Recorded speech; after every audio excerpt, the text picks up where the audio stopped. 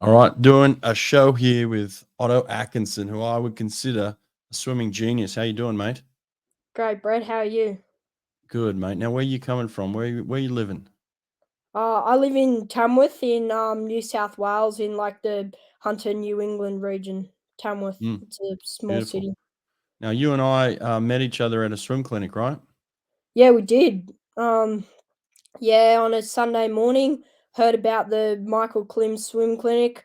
I was very excited to go and I forgot all about it.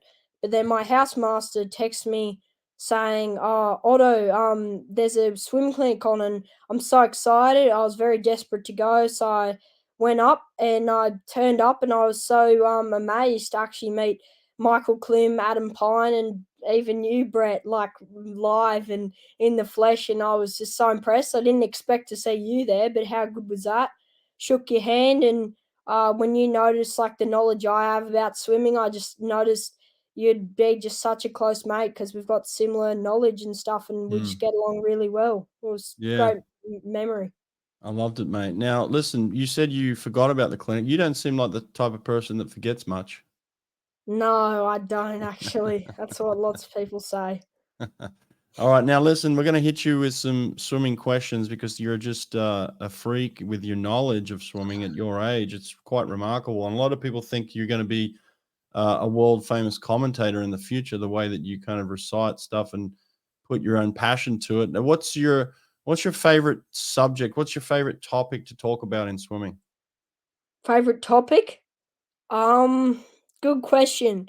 Well, I've got a fair few different ones, but one is just like asking me about the athlete and how good they are, asking me who holds the world record in what, and maybe even like you did, what happened in so and so's race, or even just like the races and who was in what lane and Mm. who came what. Now, mate, how do you know this stuff? How do you learn? Where do you get your knowledge from? Well, good question.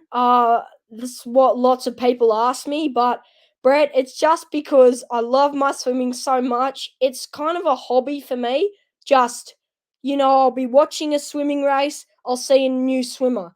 I might search that swimmer up and it's just going to come up with more and more like videos of them and what they've done. And then I start to remember, oh, so they're a sprinter or a long distance swimmer. They do this or that, and I might watch the same race like 3 months after I did. So, like Mm. I watched a bit of swimming yesterday, and I learned a new fact.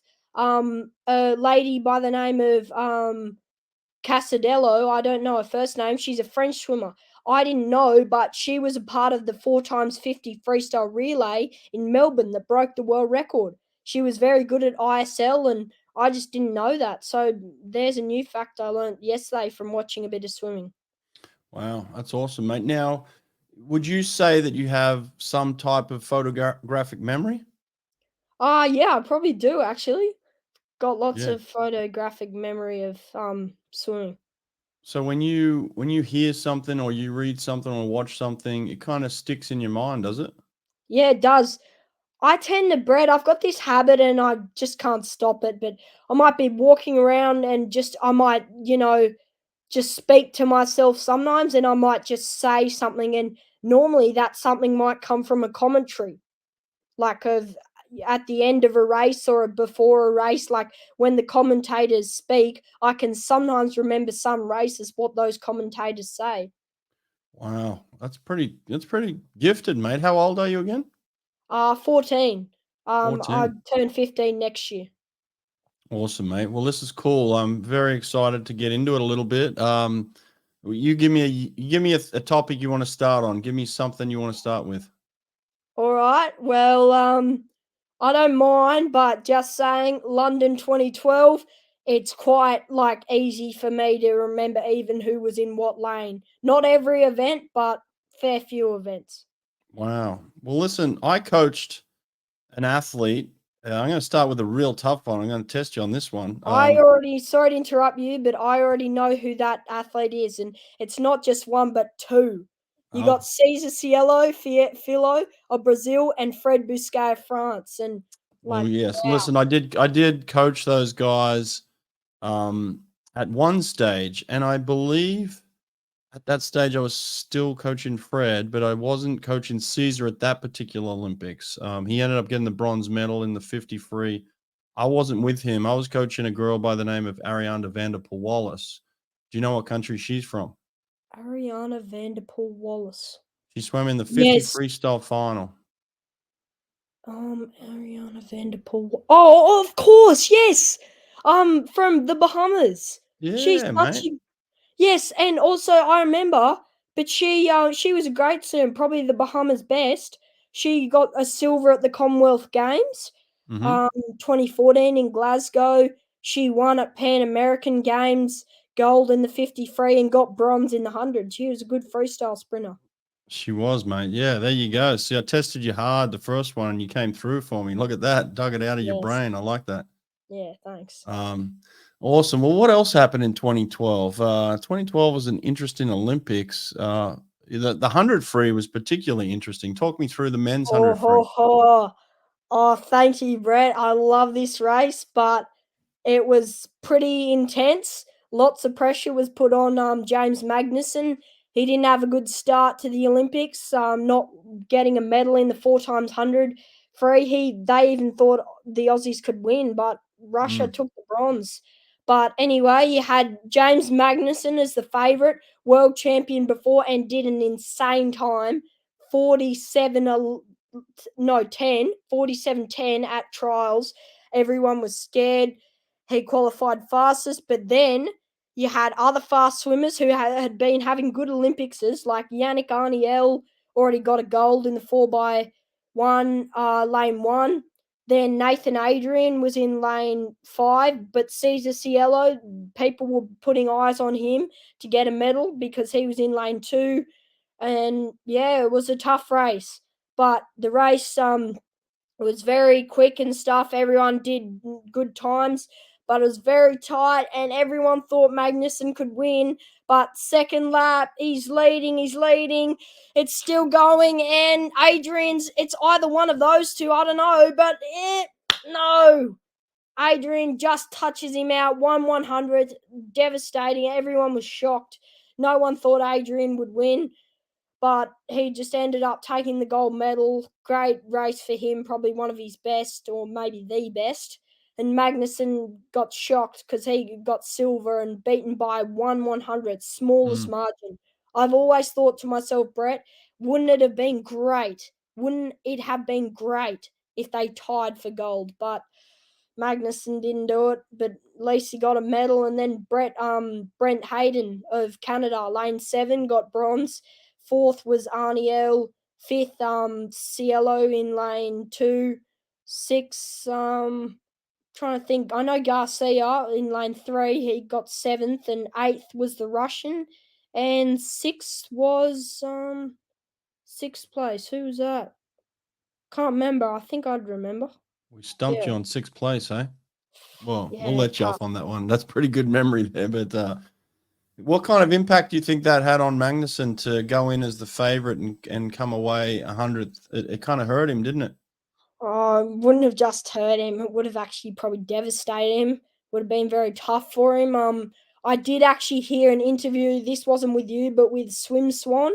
They did an interview why, and it was called "Why Magnuson got second place," and it was tough for him. He was had bloodshot eyes. He told me on the podcast that he was going through a tough time, and after what's the name, after the 4x100, he was already quite shocked that it wasn't a great Olympics, and he was just going through a tough time, and there was pressure on him, and it wasn't easy for him being at the Olympics, being the favorite. Because if you want to be the gold medalist and you've got the pressure on you, just because you're physically strong doesn't mean you're going to win, but you got to be mentally strong as well, because that's probably what Adrian had better than Magnuson to be able to overthrow him, because I was pretty surprised, even though Magnuson was going through a tough time, he still got beaten by the smallest margin. I'm just thinking if he was a bit more confident, bit more just better in the mind, probably would have actually beaten Adrian or whoever by more than 10 milliseconds. Yeah, yeah, you're right. What about your knowledge on women? How is that? Is it equal to the men? I wouldn't say it's 100% equal, Brett, but it's like depending on like the really good female swimmers, I still Mm, know lots about them, but it's kind of depending on the level. If they're really yeah. good, I'd know lots about them, but if they're not great, I wouldn't know. But some women races, I remember everyone who was in what lane, and most races I don't.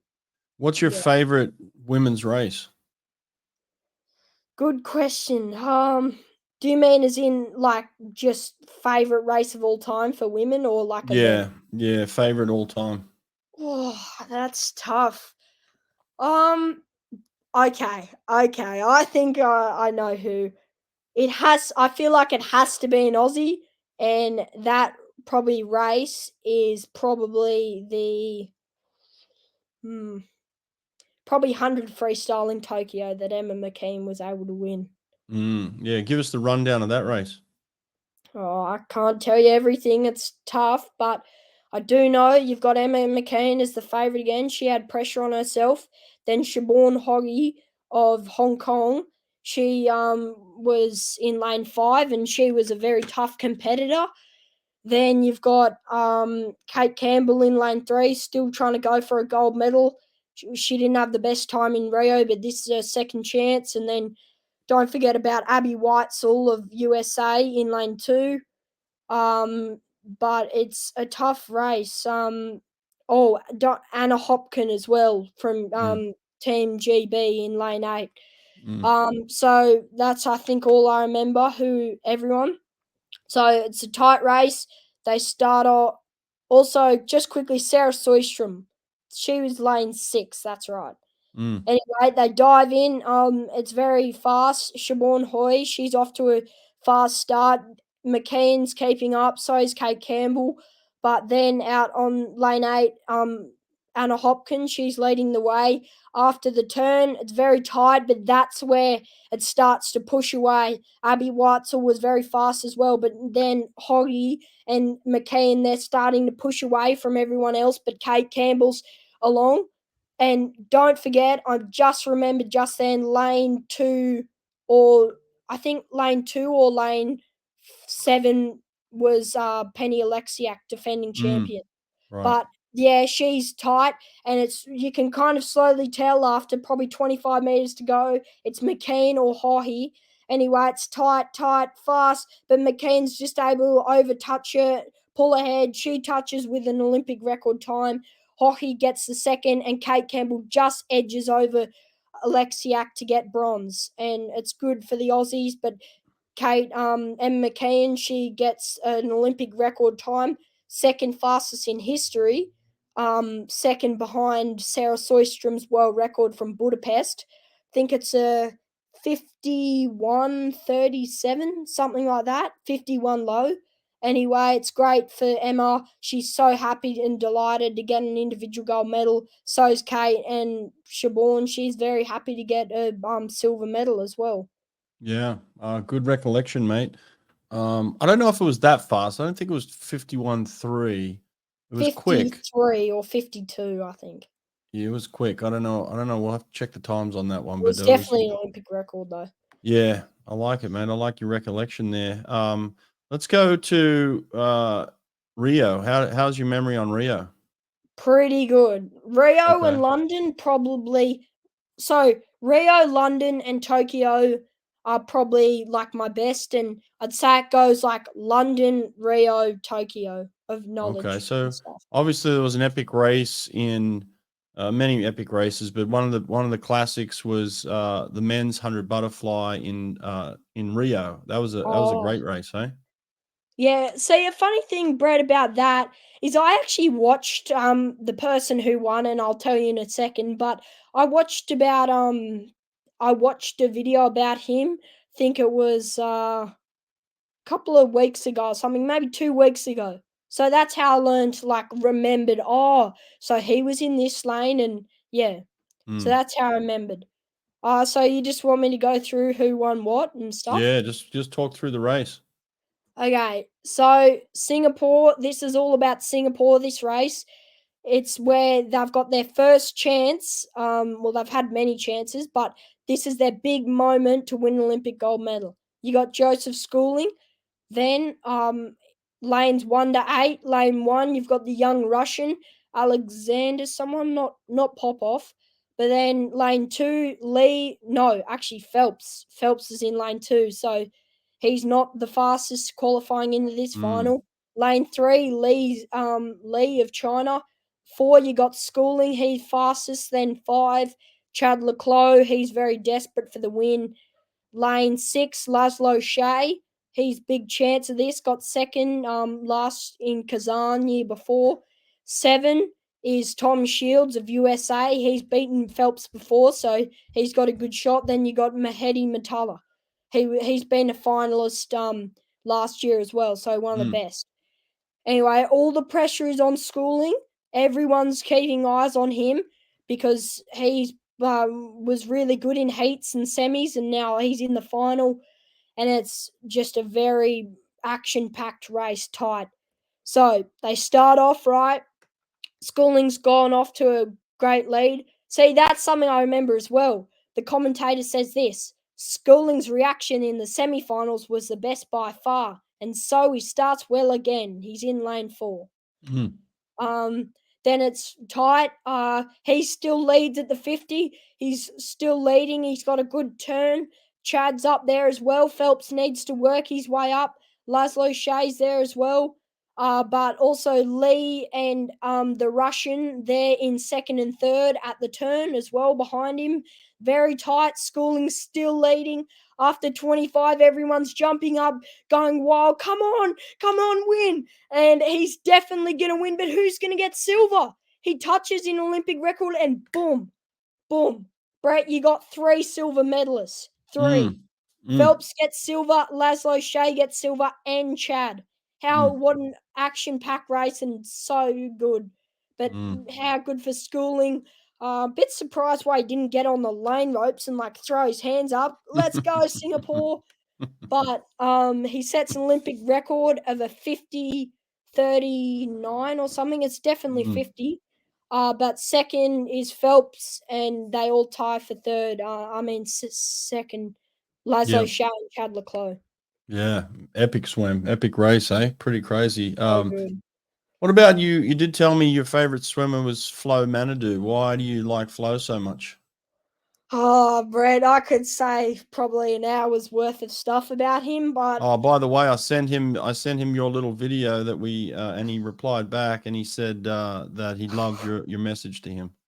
oh, thanks so much. It'd be so good to even talk to him and stuff, and thanks so much for that. Such a pleasure. Yeah. But the reason why I like Flo so much is because the way with his swim career, he's just kind of, I'd say, if I could use one word to describe him, it's probably just never gives up or unstoppable. Because his career, thing I loved about his career, he just started off just normal as a finalist and then got better and better and better. That's what I loved. So I just loved watching his race. Probably my favorite, actually, London race, or one of my favorite races of all time. 53 in London. He just surprised the whole world, getting the gold medal. Joins his sister as an Olympic gold medalist. How good for him. It would have been a bit better for him if he was in the 4x100 freestyle relay, but this is only just where his career started. Then in Barcelona, doesn't get a medal in the 53, still, gets a medal in the relay, but then in Doha, it really gets good. He breaks 3 world records in one night, 50 back, 53, 4x100. If Chad wasn't there, he would have been best swimmer at those world champs. And then in Kazan, he breaks the textile world record that Cielo set in Barcelona, 21:37, does a 21:19. So good for him. And then Rio, that's where he started to struggle a bit. After getting 2 silver medals and not the gold, similar to Magnuson's story, he then, gets very probably distressed and tough for him, a tough road. He quits swimming and goes to handball. But the thing I love is then he thinks, no, I need to get back to swimming. Quits the handball, goes back to swimming, earns a medal in Tokyo, and now he's training for a home Olympics next year. Yeah, he is, mate. And I was just chatting with him. He just swam at the European Championships tonight and got second to Ben Proud. So that was a big swim. Oh, yes. Oh, let's go. I'm so happy for Ben that he actually won. But I actually was watching the other day, Brett. Ben swam in the relay. I don't know what relay, but he got a medal for Great Britain in the relay. And it's great to see him swimming in a relay because he doesn't often. He's normally focusing on just his 50 free and 50 butterfly. Yeah, he had a phenomenal year last year, Ben, and I think just the way he's put his career together, I think he's due for that big Olympic medal too. You know.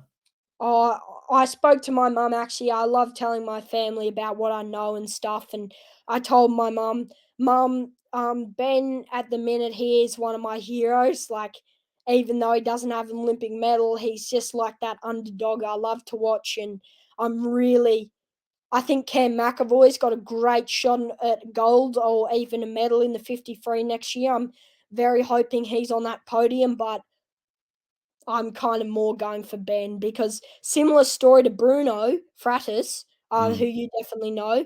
He in London finished fourth, then got an even worse result in Rio, finishing sixth in a home Olympics. Then in Tokyo, he just did what he wanted, got a medal. Similar to Ben, Rio finished fourth, Tokyo finished fifth, a worse result. Same thing might happen.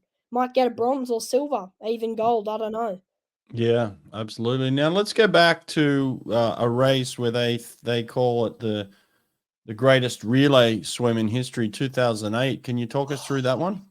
Oh, I can totally get you to that one.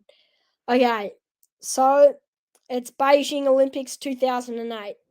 The French swim team were very competitive and stuff. They had been very fast. They had great sprinters, Alain Bernard, Fred Bousquet, Fabien Guillot, and also Amaury Laveau. And they were very good in semi-finals and stuff, qualified fourth fastest. Then USA, they're very worried, or I don't want to, hopefully we don't lose because then Phelps is not going to be able to get his 8 gold medals. That would suck. Anyway, it's all about that. USA have Jason Lezak, Colin Jones, Garrick Weber-Gale, and Phelps. Okay, so then the race is between those two. Aussies are also fast as well, but Phelps starts off. But just reverse back a bit. The French team, this is the order they were going to go in. Amaury Laveau first, then second, Bernard, third, Fabien Gillot, and then fourth, Fred.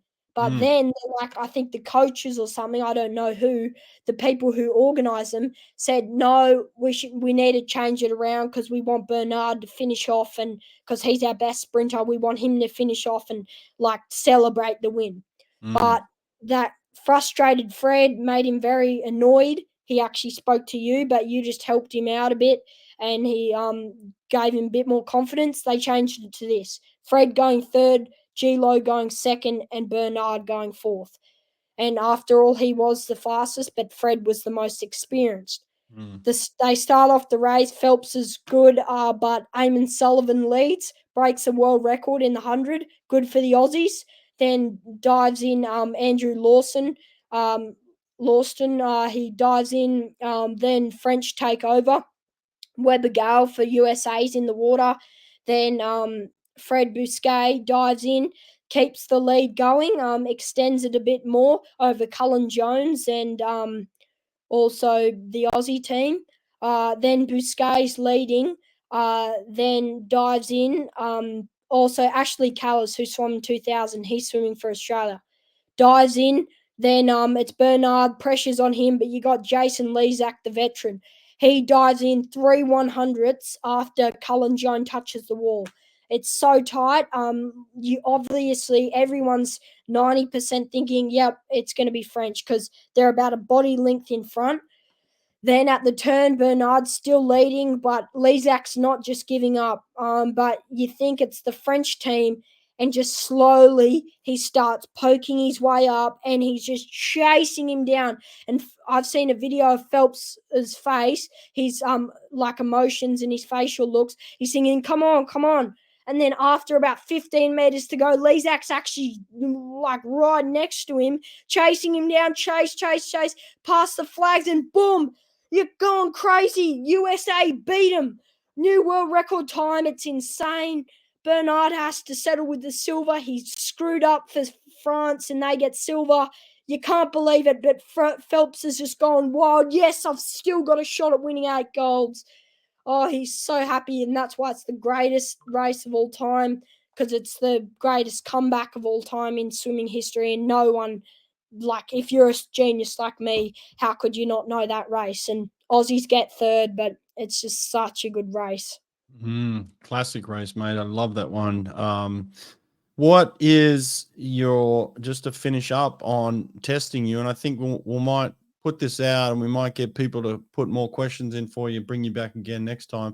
Or the even better, you know what we'll do in the future too is we'll get you on a live show when the swimming's on, you know, like maybe for like the Australian Championships or something, you can Oh, commentate you're live for us. joking, Brett.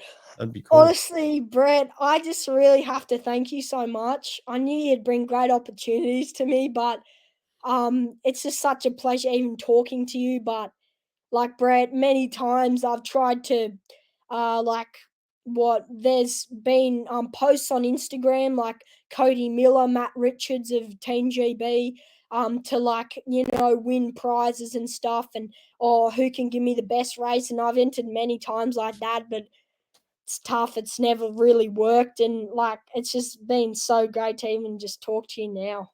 Yeah, mate, we'll get you going. We'll get you on the live show. People loved you. People, your little thing that I put on Instagram blew up, mate. Everybody loved it, so it was cool. Yeah, Thanks so much, because you got me about 100 nearly 50 like followers, because on my Instagram it says like 80 other people plus other people wanted to follow you, and I'm like, oh, gee, wow, and it's all swimming related, so many. that's cool, mate. That's cool. All right, let's Thanks. finish off with your favorite race of all time. What's your ultimate favorite race? Good question. Trying to think, there's so many options, but just my greatest race, feel like it has to be an Aussie, but I think it's going to be my favorite swimmer probably. It's probably Flo's race. It's the 50 freestyle London 2012 Olympics. Yeah, talk me through that So, one. That was a close race. oh, so tight. So this is what happens. Florent Manodou of France, he's the only swimmer out of 8 swimmers to not really be known to be a good swimmer. He made the final in the 50 fly year before Shanghai, didn't get a medal, finished 5th. Like, you're not really known if you make one final and then it's the Olympics. Mm-hmm. Some people might know you, but so this is what happens. Lane 1, Eamon Sullivan. He's broken the world record 3 times. Everyone thinks he's big contender. You got George Bovell of Trinidad and Tobago. He got a medal in the 50 200 IM behind Phelps and Ryan Lofty in Athens. So he's a fast sprinter, good at lots of strokes. Then in lane 3, Anthony Irvin. Who doesn't know Tony? He's finally back after the 2000 Olympics, took a big long break and retired, and everyone thinks he's got a good shot because he, just like started training quite late, but just got really fast and qualified, beat even Adrian. How good's that? But then lane 4, you got Cielo, world record holder, champion in Dubai and Rome and actually Shanghai. Everyone thinks he's the favourite, qualified fastest. Then lane 5, Cullen Jones, they tied in the semi, so now he's a close competitor. Best in America, and we always know USA swimmers are great. Lane 6, is hold that one for a second. Then lane 8, Roland Schoeman of South Africa, fast swimmer. He's beat you so tough by 1/100th. 2002 Commonwealth Games, that must have been tough for you. It was. And also in 2006. And yeah, he's really fast. Good at the 50 fly as well. And then lane 6 is Bruno Fratis. That's right, a Brazil. Bruno. He qualified fastest in the final last year in Shanghai. He's a fast competitor. Then you got Flo. No one really knows him, but it's a tight race. Okay, on the take your marks, go. Then Florin and Schumann, they're the two swimmers that stay underwater a bit longer. They pop up. Cielo's off to a good start. Then so is Fratis. He's there, but Jones and Cielo, they're up the front. Irvin's up there as well, but you slowly see they're all just in one line after 25 meters. But after when you got 15 meters left, you see Florent Manadou, and the commentator says, you got Jones, you got Manadou. Manadou's leading. Can he touch? And then he slowly works his way ahead and out of nowhere just touches and then beats Jones, who gets the silver, but then bronze goes to Cielo. He beats his teammate Fratis by a small inch. So Fratis misses out on a medal. But it's crazy for Flo. I never forget his reaction. He's like this. Yes! Grabs his goggles and hat, gives it a big whack on the water, and then he does that. Let's go, win, how good. Joins his sister as Olympic gold medalist. So delighted. Then Silver Jones, good race for him. He's happy with an individual medal. Then third, Cielo. Then fourth, Fratis. Fifth place is Schumann. Fifth place is actually Tony Irvin. Then sixth place is Schumann. Seventh place is Bovell. And eighth place goes to our Aussie Sullivan. But a great race for, what's her name? Flo. And such a fast time. He did a 21:34. 4 100ths off Cielo's world, Olympic record. And that's so fast for him, doing a 21:30 low. That it was even faster than Adrian's American record he set in 2015.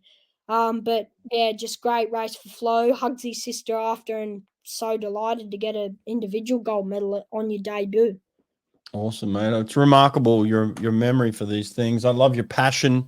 It's been cool having you on the show today, mate, and I'm sure you're going to get some new fans out of this, and keep that Instagram open. It's going to blow up after this. You're going to be popular. But mate, we'll try and get you a gig. But yeah, listen, when some more live shows come around, I'll reach out to you again. We'll get you on a live show. We'll talk about some live swimming, all right? Thanks so much. All right. I also, funnily enough, you might know her, but I actually met Bronte Campbell this year at some point, because I train at Cranbrook. Do you know where Cranbrook is? Yeah. The new Murray Rose. Yep. I trained there as in the squad, and one morning I was swimming and I noticed a girl, and my coach Ollie, he said to me, "Oi Otto, that's Bronte Campbell." And I'm like, "What? You're joking?" And he's like, "Yeah." And I noticed it's her. She smiles at us, and then I said, "Okay, Ollie, please tell me after the training, like when she gets out, I just need to quickly get out, and I just want to get a quick photo with her." Anyway, we say, yeah, all right. I get out, rush over to her, and I just say, oh, hi, Bronte, how are you? And she's like, oh, hello. And we just get a photo, and I tell, oh, Bronte, I know you're a two-time world champion from Kazan. You beat Kate, your sister. You come from Africa. That's where you've grown up. You're such a fast swimmer. You were always the underdog behind Kate. And also you're a two-time Olympic gold medalist. And you're one of probably the big Aussies females sprinters to remember. And she's like, oh, you know more about me than I know about myself. You're like my Wikipedia page. And yeah, it was just lovely meeting her and stuff. That's awesome, mate. I love it. Great story. We're going to get to meet a lot of people like her in the future, mate. We'll get you around, and maybe your Well, mum I've can already bring you out met to you, and America you one bring day, and I much can more. introduce you to a few people, eh? Yeah, thanks. I'd Yeah. love to meet all Aussie swimmers. All right, Otto. Thanks, mate. We'll stay in touch. Yep. Thanks so much, Brett. It's a pleasure talking to you. See you, Keep in legend. touch. Bye, mate.